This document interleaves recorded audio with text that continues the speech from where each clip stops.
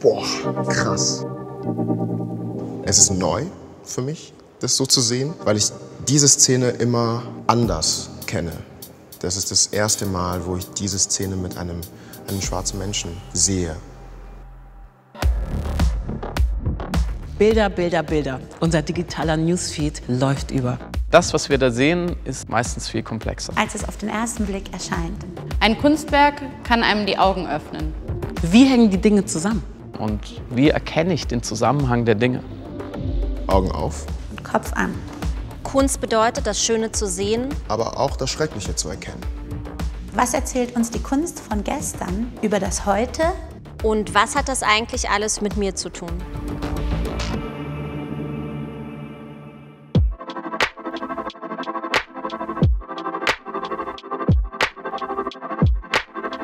Mein Name ist Bless Amada und ich bin Schauspieler.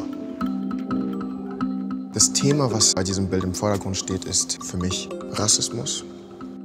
Wie kriegen wir es hin, Menschen, die wie ich aussehen, in die Gesellschaft zu inkludieren?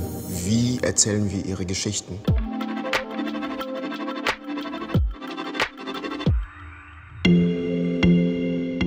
Das Bild ist von Albrecht Altdorfer, ein Regensburger Maler, ein wahnsinnig intelligenter und vielseitiger Mann.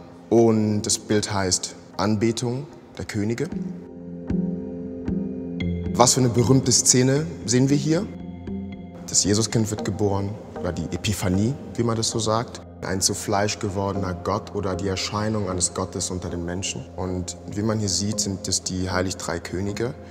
Und die jeweils stehen für einen Kontinent, und zwar Balthasar. Der Schwarze steht für Afrika, dann der Mittlere für Asien und der ältere Mann, der sehr nah am Jesuskind ist, für Europa.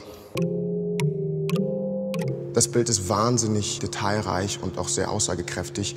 Die malerische Gestaltung des Himmels gibt dem Bild etwas sehr Mystisches, etwas Geheimnisvolles. Auch diese Sterne da, das Leuchten und auch dieser Heiligenschein.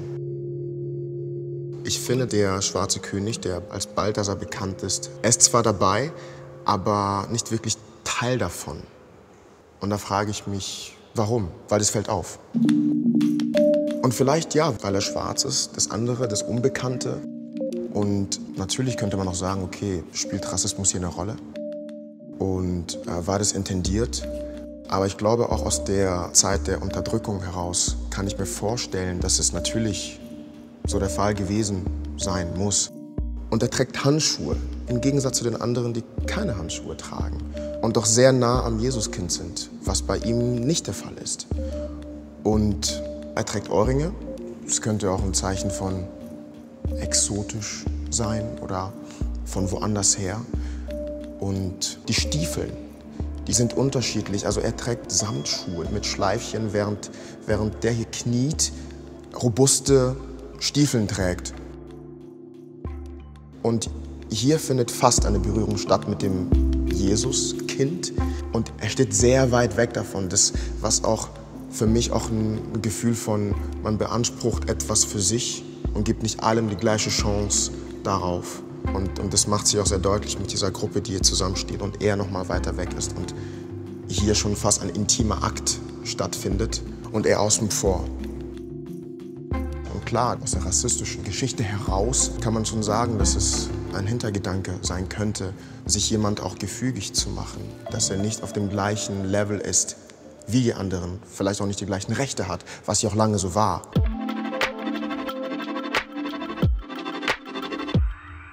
Zu der Zeit, in der das Bild entstanden ist, also zu Beginn des 16. Jahrhunderts, fing dieser Sklavenhandel erst überhaupt an.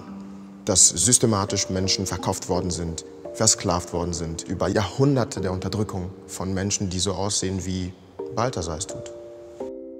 Und im Grunde genommen spiegelt sich diese Situation, die es damals war, genau auf dieses Bild wieder. Zu der Sklaverei, zu der Ausgrenzung, zu der jahrhundertlangen Unterdrückung. Es war ja auch so, dass schwarze Menschen früher in diesen christlichen Kontexten oder Gemälden, Malereien nicht wirklich vorkamen und ich Balthasar auch immer als weißen Mann kannte. Und durch Johannes von Hildesheim, ein Mönch, der ein Buch geschrieben hat, die Geschichte der 3 Könige, beschreibt er in diesem Buch Balthasar als schwarz durch die langen Beziehungen zwischen Äthiopien und Europa und dadurch auch den Handel, den sie getrieben hatten damals. Und es gibt einen König, einen sehr mächtigen Herrscher in Äthiopien namens Negus. Und was sehr interessant ist, man glaubte auch, dass Balthasar der Vorfahre vom äthiopischen Herrscher Negus ist, weshalb er auch hier auch schwarz dargestellt wird. Und Äthiopien hat auch eine sehr alte christliche Kultur, und zwar ist es die orthodoxe Tewahedo-Kirche, die schon zurückreicht bis zum 4. Jahrhundert und somit einer der ältesten christlichen Kirchen ist auf der Welt. Und das wissen viele auch nicht. Und dadurch ist es auch nicht weit entfernt davon, dass Balthasar tatsächlich schwarz gewesen sein muss. Und mir ist noch sehr wichtig zu erwähnen, dass Jesus weder schwarz noch weiß war, sondern braun. Und er gehört der ganzen Welt. Auch in der Bibel gibt es keine genaue Beschreibung, dass Jesus diese oder jene Hautfarbe hatte. Und wo er quasi geboren worden ist, das sieht man ja auch in den 3 Königen, Afrika, Asien und Europa, im Nahen Osten quasi, muss Jesus daher eine braune Hautfarbe gehabt haben und keine weiße. So. Ja, that's important. Jesus was not white.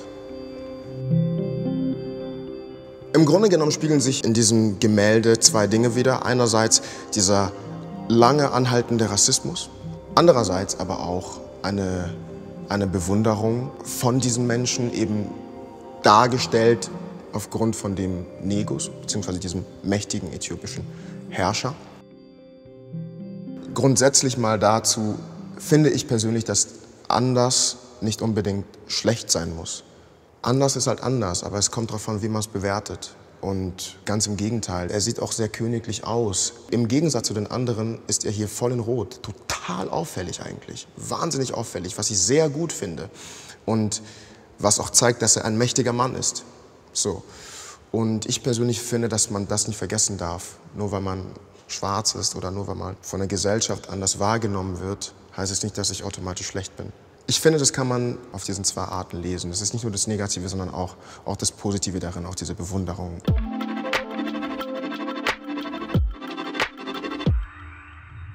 Ich persönlich freue mich sehr, dass es das gibt, dass dieses Kunstwerk existiert. Also auch ist es wichtig, die Geschichte von schwarzen Menschen in der europäischen Kultur sichtbar zu machen, wie jetzt in diesem Kunstwerk zum Beispiel, dass schwarze Menschen auch Teil der Geschichte sind und das nicht totgeschwiegen wird. Dass wir unseren Platz bekommen in der Geschichte der europäischen Kultur. Also was wir als Gesellschaft verbessern könnten, um eben aus diesen rassistischen Denkmustern auszubrechen, ist auch weiterhin den Diskurs zu suchen. Rassismus war damals und ist heute immer noch ein großes Thema. Und die Frage ist, was kannst du tun, um dieses Problem zu bekämpfen, um Rassismus zu bekämpfen?